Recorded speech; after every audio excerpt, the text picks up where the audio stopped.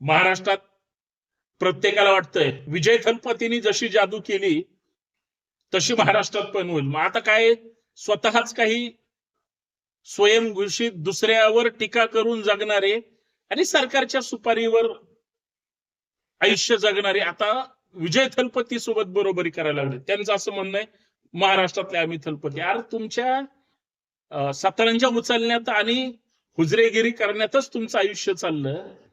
थलपती विजय स्वतःच्या कर्तृत्वावर त्यांनी कुणावरही टीका केली नाही आणि एकही माणूस ज्याच्या मागे नाही त्याला वाटतं मी विजय थलपती. अरे तुम्ही फेकलेल्या तुकड्यावर तुम्ही जगणारी माणसं. आता ही कोण आहे तुमच्या नक्की लक्षात आलं असेल.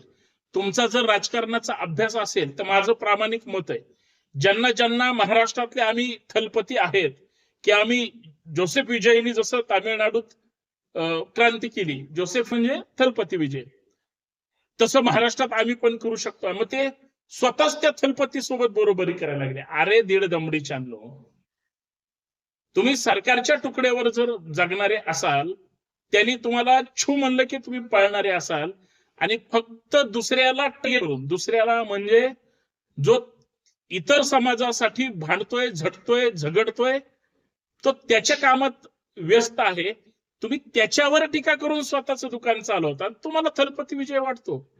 थलपती विजयवर म्हणजे इतकं प्रेम करणारी लोक आहेत, त्याच्या पायाची सोडा, त्याचं जर एखाद्या भिंतीवर नाव लिहिलं ना, त्याला जी शाई वापरली जाते त्या शाईवर जी धूळ बसते त्या धुळीची पण लायकी नाहीये तुमची. बर, तुमच्या समाजकारणाचा काय आले काय, झिरो. सोबत गाडीत फिरणाऱ्या लोकांना तुम्ही फसवलं, त्यांच्या बायका लेकरांना शिव्या गाळी करता तुम्ही. तुम्ही दुसऱ्याच्या तुकड्यावर जगता, दुसऱ्याच्या भूमिका कॉपी करता. बर,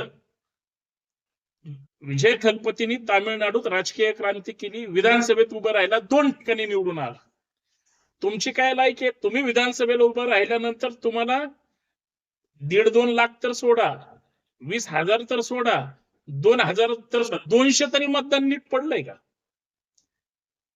म्हणजे आपली काय लायकी आहे, आपल्याला किती लोक चांगले म्हणतात, प्रत्येक जण आपल्याला शिव्याच देतोय, वाईटच समजतोय.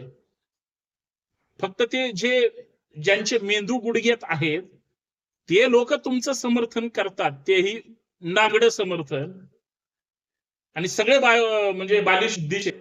अशाच्या लोकांच्या जीवावर जर स्वतःला म्हणायला लागले, जनता काय वेडी आहे का? जनतेसारखा लोकशाही जिवंत ठेवणारा माणूसच नाही.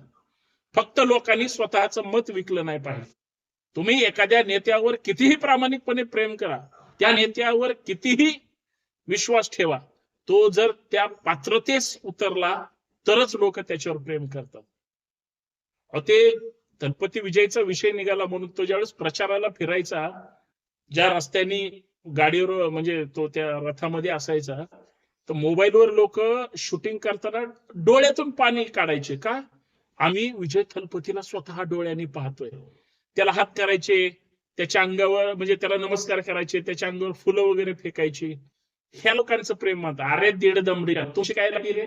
जे स्वतःला विजयपती समजतात महाराष्ट्रातले, त्यांनी त्यांची लायकी तपासावी, आत्मपरीक्षण करावं, आणि सगळ्यात महत्वाचं, आपण त्या लायकीचे तरी आहोत का याचा सुद्धा विचार करा. सगळ्यात महत्वाची गोष्ट, महाराष्ट्र सोडून इतर कुठल्याही राज्यामध्ये कुठल्याही एखाद्या युवा नेत्याने काहीतरी परिवर्तन केलं की आपण पण असंच करू शकतो. साला एक ग्रामपंचायत निवडणुकीला उभं करू शकत नाही, निवडून यायचं तर मी अजून लांबची गोष्ट सांगतोय. आणि हे वास्तव आहे बरं का. आणि ज्याच्या माग म्हणजे गावातलं कुत्र पण नाही, त्याला जर मी लय मोठा नेता वाटत असेल तर ही सगळी भूतभलाई आहे आणि हे सगळे एकमेकांना मूर्खात काढतात. ह्यांच्या गाडीतलं पेट्रोल, ह्यांच्या सोबतची गाडी, कार्यकर्ते आता सत्तेत बसणारी लोक सगळं पुरवतात आणि त्यांच्या तुकड्यावर जगणारे स्वतःला जर मोठं समजत असतील तर हा तुमचा बालिशपणा. आणि सगळ्यात महत्वाचं म्हणजे थलपतीने तामिळनाडूमध्ये जी काही राजकीय क्रांती केली आहे, केंद्रातल्या पक्षाला भुईसपाट केलंय. म्हणजे तुम्हाला कळलं कुणाला?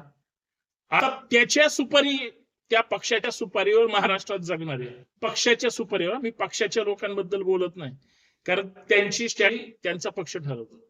पण सत्ताधाऱ्यांच्या सुपारीवर जगणाऱ्यांना जर थलपती वाटत असेल, अरे तुम्ही ज्यांची सुपारी घेतात त्यांच्या सोबत सुद्धा तुम्ही गद्दारी करताय, हा पण अर्थ लक्षात ठेवा. हे मला या ठिकाणी सांगायचं. मी जे बोलतोय ते खरं की खोटं आहे? तुम्हाला मान्य आहे की अमान्य आहे?